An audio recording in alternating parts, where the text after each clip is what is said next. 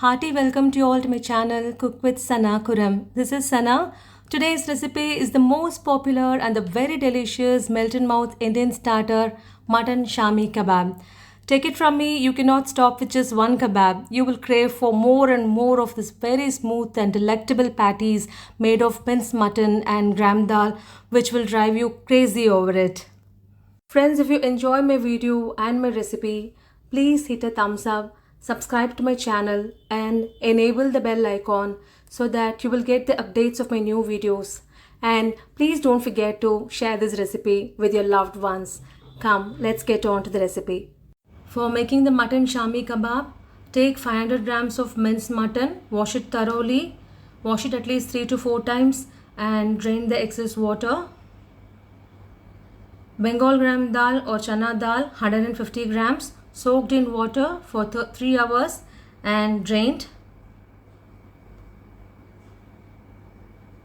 And this is the drained water which was used to soak the dal. Let's measure it. It measures up to 1 cup. Don't discard it. Keep it aside.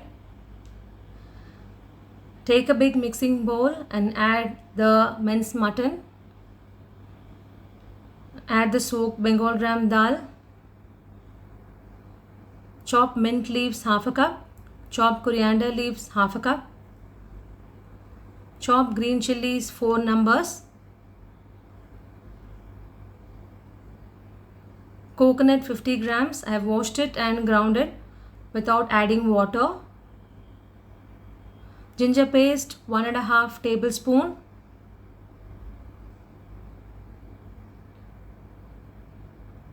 Garlic paste 1.5 tablespoon. Turmeric powder half teaspoon. Garam masala powder 1 tablespoon. Cumin powder half a teaspoon. The required amount of salt. I've washed my hands and sanitized it and I'm not wearing any finger ring.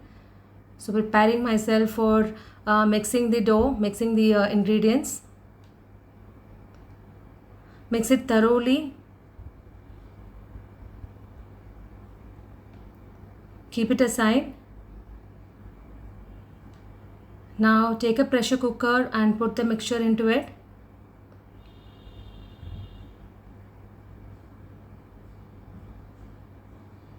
We're going to pressure cook them. Now add the dal soaked water 1 cup. The water which was used to soak the dal, that you have to add. Along with that you have to add 2 cups of water. So totally 3 cups of water. Now put on the whistle and cook till the mutton gets cooked and the dal also gets cooked softly. I had kept 1 whistle on a high flame and 3 whistles over a slow flame. But the cooking time depends upon the cooker you're using and the texture of the mutton and the dal also. So once the mutton and the dal gets cooked, if you find any extra water in the mixture, you must cook until all the water gets dried up. Now you can see the mutton and the dal has been cooked and it has been cooled in room temperature because we're going to grind it, so it should be in room temperature. You can see the mixture is dry and perfect in texture. If you find your mixture a little watery, you can again cook over a slow flame till all the moisture gets absorbed. Because if the mixture has too much of moisture in it, then the kebabs will get broken and get scattered in the oil while frying. So this is the perfect texture to get the perfect kebabs. Now we can grind them. I put the mixture into the mixer jar and grind it to a fine dough without adding water.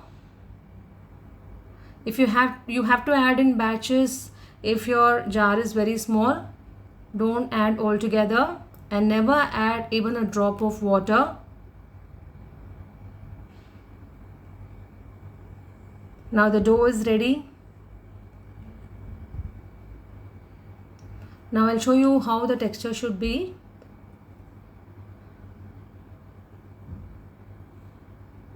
It doesn't drip freely from the spoon. You can just see it's so tight. So this is the perfect consistency for the perfect kebabs. Now cover it and refrigerate it for 1 hour.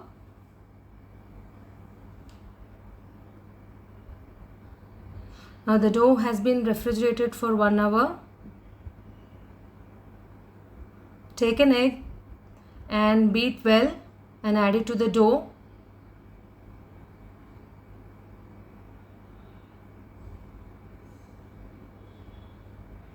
Mix it well. Egg acts as a good binder. Now the dough is ready. Take oil in a pan for shallow frying. Grease your palms and make small balls out of the dough and flatten them. Like this. Grease your palm well. Now place the flattened dough one by one and fry over a slow flame. The flame has to be slow, otherwise the outer portion will get cooked and then the inner portion will not get cooked. Flip them onto the other side and fry till they get golden brown. If you're making these kebabs for the first time, put one kebab in the oil and check. If it breaks, don't worry at all. Mix 1 teaspoon of gram dal powder or besan and 1 teaspoon of corn flour to the dough and fry them. Don't put all at the same time if you're doing it for the first time. Now you can see the kebabs have been fried to golden brown. Now remove them from the oil. This has to be done only over a slow flame, and that is more important. Now place them over an absorbent paper so that the extra oil gets drained and absorbed. Now the delicious Shami kebabs are ready to be served. Serve them hot with tomato sauce or mint chutney. Please try this recipe and let me know how it came out by writing your valuable feedback in the comments box. Thank you all for watching this recipe.